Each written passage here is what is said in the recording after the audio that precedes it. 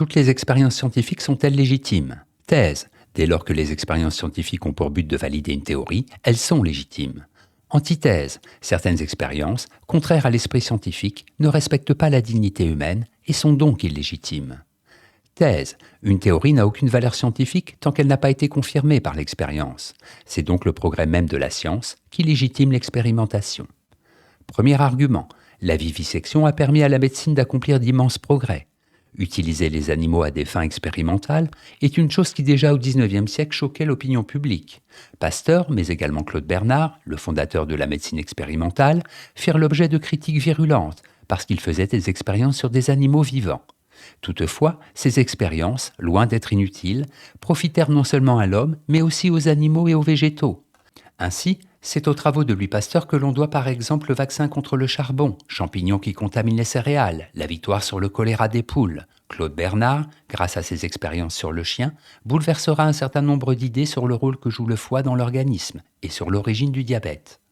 Deuxième argument, les expériences scientifiques sont nécessaires. Il n'est pas une seule grande découverte, que ce soit dans le domaine de la physique, de la biologie, qui n'ait donné lieu à des expériences dont la seule finalité est de valider une théorie, et par conséquent de faire progresser la connaissance scientifique.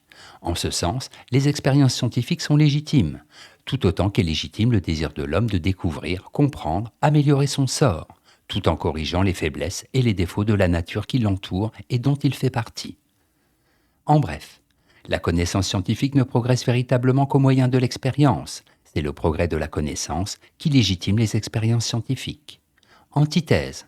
Les expériences scientifiques ne sont pas toutes légitimes. En effet, deux critères permettent d'évaluer la légitimité d'une expérience. Premièrement, une expérience doit confirmer une théorie. Deuxièmement, elle doit servir l'homme. Premier argument. La science n'est pas un jeu d'enfant. L'enfant expérimente, c'est-à-dire s'amuse en découvrant. S'il mélange plusieurs substances chimiques, ce n'est pas pour confirmer une théorie préalable, mais seulement pour découvrir une réaction inattendue. La science, quant à elle, ne procède pas du tout de la même manière. Partant d'observation, elle élabore une hypothèse.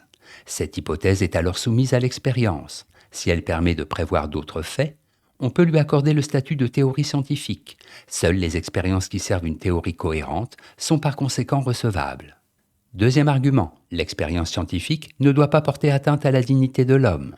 Les expériences faites par les médecins nazis dans les camps de concentration n'ont rigoureusement rien apporté à la science. Elles n'étaient qu'une forme particulièrement abjecte de torture, une atteinte sadique à la dignité humaine. Aujourd'hui se pose un autre problème, notamment au sujet de la génétique. Est-ce qu'en ce domaine, toutes les expériences sont légitimes ?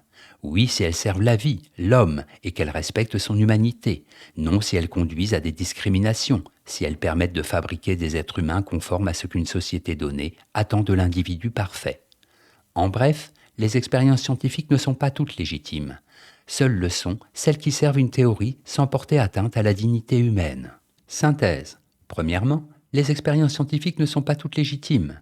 L'homme de science n'est pas un apprenti sorcier qui avance en tâtonnant et compte sur le résultat d'expériences faites au hasard pour parvenir à certaines découvertes. L'observation le conduit à émettre des hypothèses qui serviront à établir un programme expérimental. Deuxièmement, les expériences qui manifestement ont pour conséquence de desservir l'homme, qui ne favorisent pas la vie, mais au contraire la contredisent, sont à prohiber.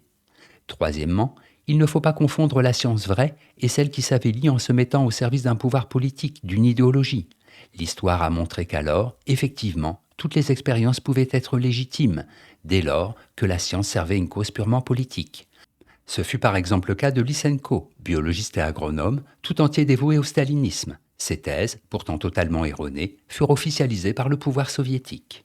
Lysenko, maître absolu de la biologie soviétique jusqu'en 1955, tous ses travaux, toutes ses expériences ne visaient qu'un seul but: prouver la transmission des caractères acquis, c'est-à-dire montrer que l'éducation marxiste pouvait se transmettre de façon héréditaire.